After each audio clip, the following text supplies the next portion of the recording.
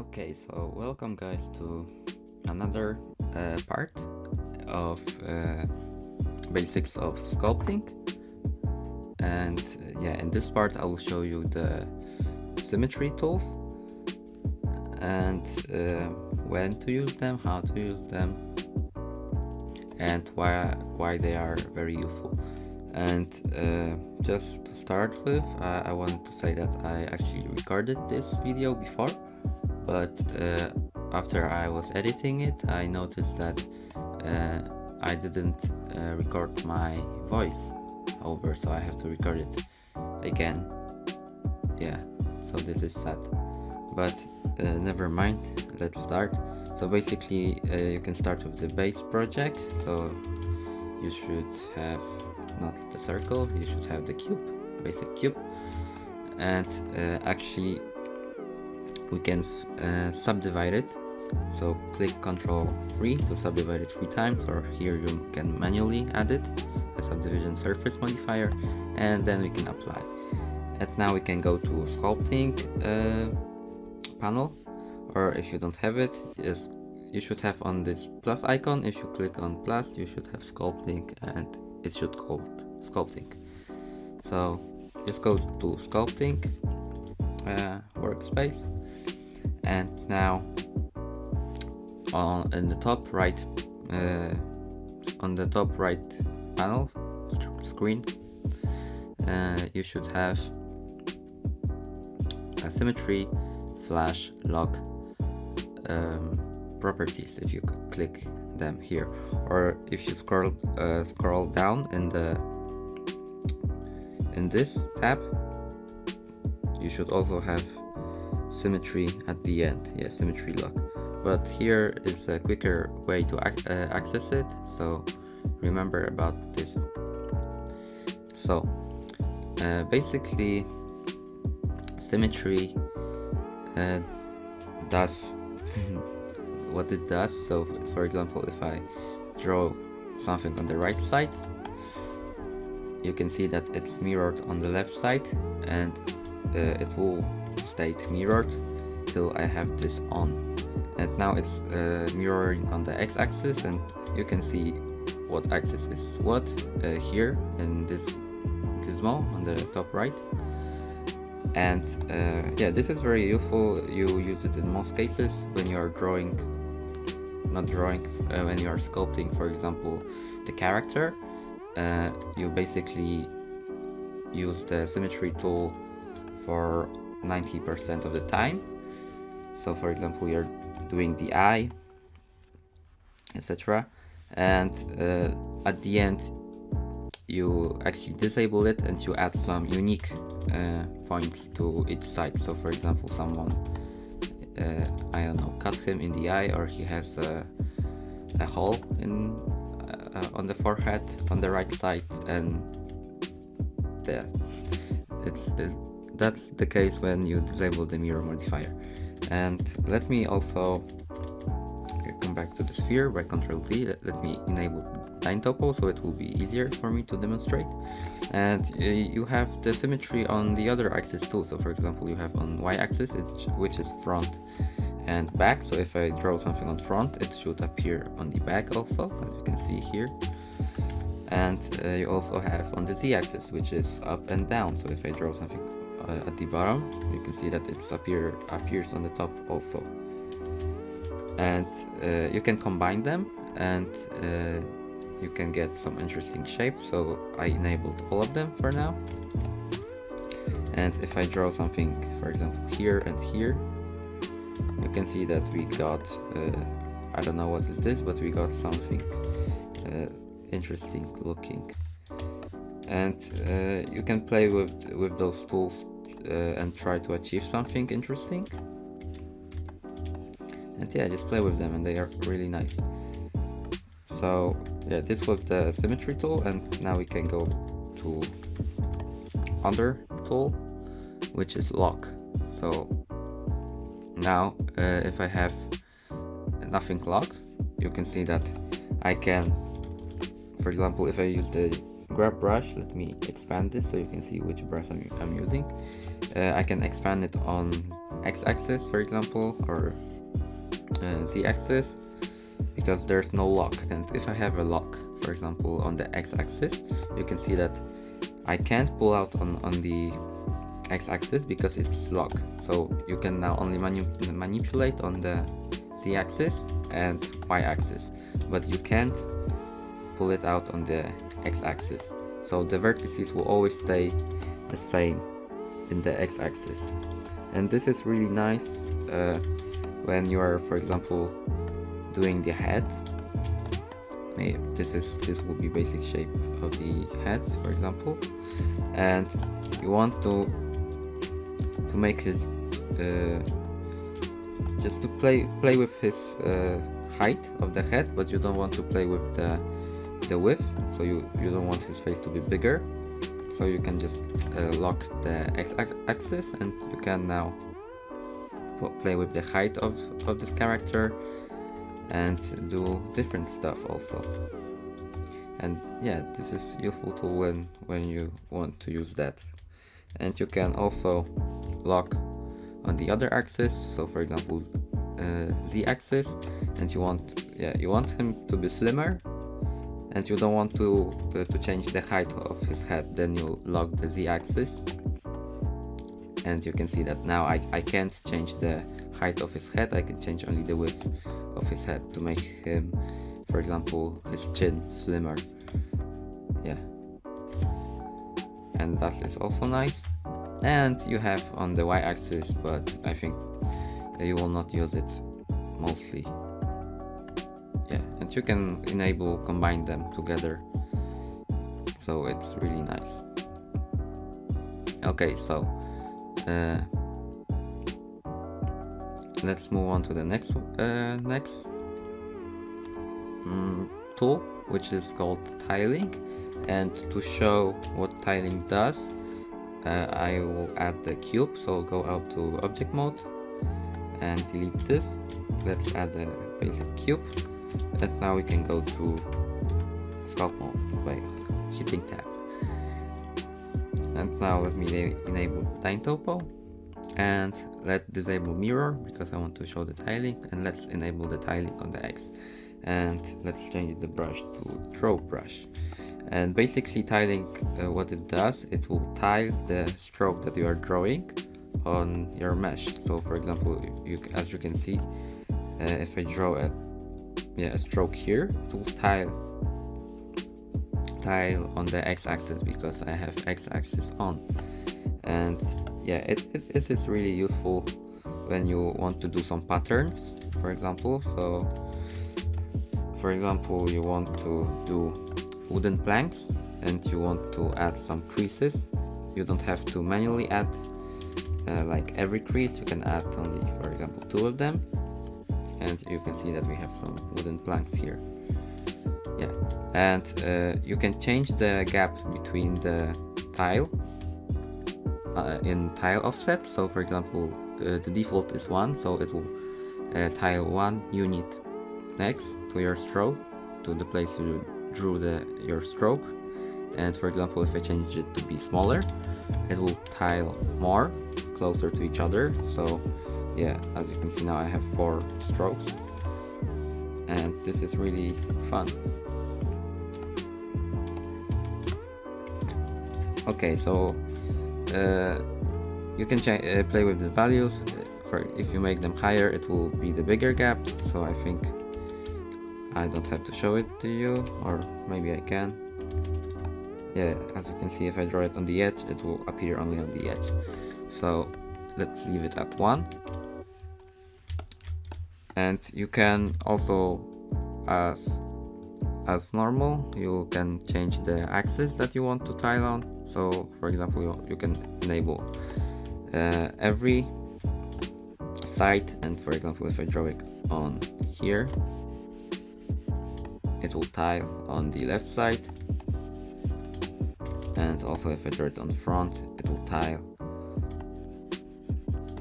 on the back and on the front. And yeah, this is really fun, and just play with it and play with those values to achieve something interesting looking. Yeah, this looks weird, but okay. So let me undo everything, and let's leave it off. And the feather option is really not that useful, but I tried to experiment with that, and I actually can't recreate the scenario when this is useful, but basically you don't use it. Yeah, you will not use it in your lifetime. But if you want to know what it does, just hover above this square, and it should show what it does. And basically it said that it reduces the strength of the brush where it overlaps symmetrical daubs. And I tried to recreate that scenario and enable this feather option, but I can't actually see the difference between having it on and having it off. But usually I have it off, and it's working okay for me, and I still haven't encountered the situation where I need to use it. And also on the internet there's no video about this feather option, and I can't find any like good demos when to use it and how to use it. So just don't worry about this, guys. If I can, I will try to figure it out, and if I figure it out, I will tell you.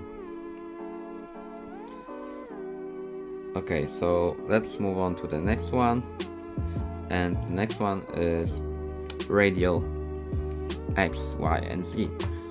So actually we can we have it on 1 as default, and basically 1 means that it's off. And if you, for example, increase it to 5, and let's disable mirror modifier, and you draw something, let me check which axis, yeah, on the x-axis. If you draw something on the x-axis, for example here, it will mirror it, like it will duplicate it in the radial curve.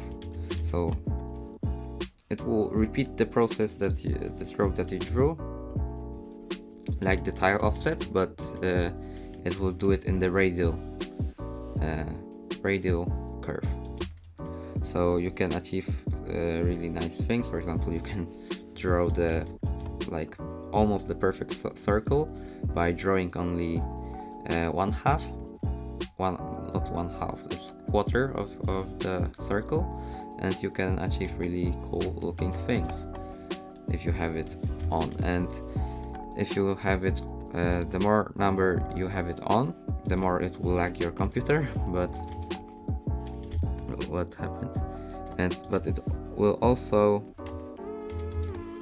yeah, make it more strokes. As you can see, I think there's some mistake. Yeah, this is x-axis, sorry guys. So this is not x-axis, this is x-axis. So as you can see here. So yeah, if you have it on 8, you can see that it repeated 8 times because I have it on 8. And if I have it on less, it will repeat less. And this is useful when you're doing some patterns, for example, on your model. I don't know what patterns, but you can achieve some nice looking things. And you have also the same on the other axis. So for example, let me enable it on each axis, and let me draw something on the front axis and also on the side axis, and you can see that this is repeated. And this tool is actually more useful when you're doing the ornaments. So let me delete that cube and let me add a cube again, but let me subdivide it and let's apply it. Let's go to edit mode, and this is useful. For example, let me change to 1 and only enable the z-axis, and let me increase a bit the count of this, so to 6 for example. And for example, if I use the snake tool brush, I want to define the shapes of my ceramical things, like where the pots where you put the flowers, etc. You can basically drag it up and it will just copy it from the each side, but first enable line topo, and you can really quickly like make some interesting looking shapes by using this radial tool. And you can also make this bigger, for example, and you can define it here to make this bigger, and you can also smooth it from one side and it will smooth from the other sides too. So this is really interesting. And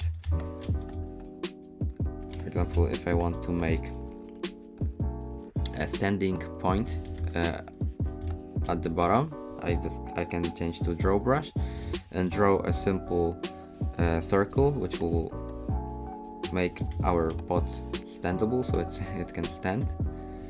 And yeah, this is really super useful. And now I use the grab brush to grab it more to the side. And for example, if you want to draw some ornaments, like some details here, just make the detail size to be smaller.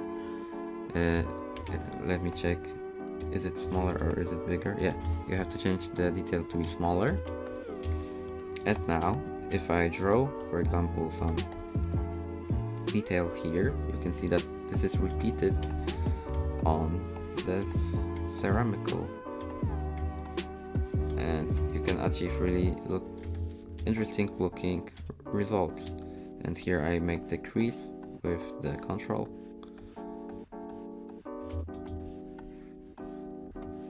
Yeah, and you can achieve really interesting stuff if you play with this. Yeah, this is already looking interesting. And here I can also add something. And for example, if I go to top, I can make a hole by holding the control. And you can see that this is really faster than usual, faster than normal. And you can achieve some, really nice looking stuff. And if you want to make it more rounder, just increase the value. So let me increase it to 10, and you will see that this is almost perfect circle if you draw.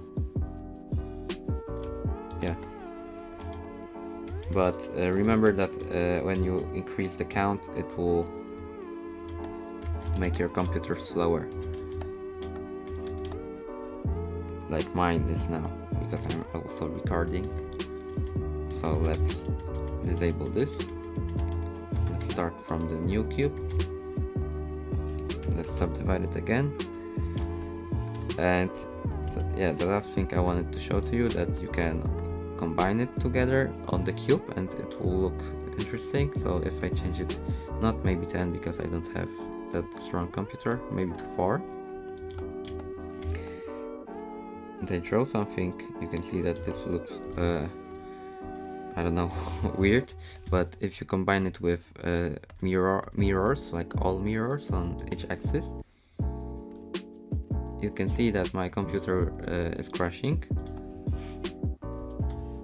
Yeah, if I draw something, it will be very weird. And if I use a snake tool brush, I can pull something out.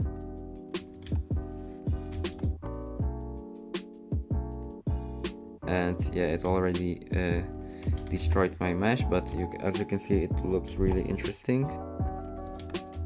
But it destroyed my mesh because it's really complicated now, and it basically used a lot of computer power to use all of them. So I disable everything, and I think that's it, guys. You can play with this and see what interesting look you can get from it, and maybe what can you create, and what monsters, etc. And this is really cool thing.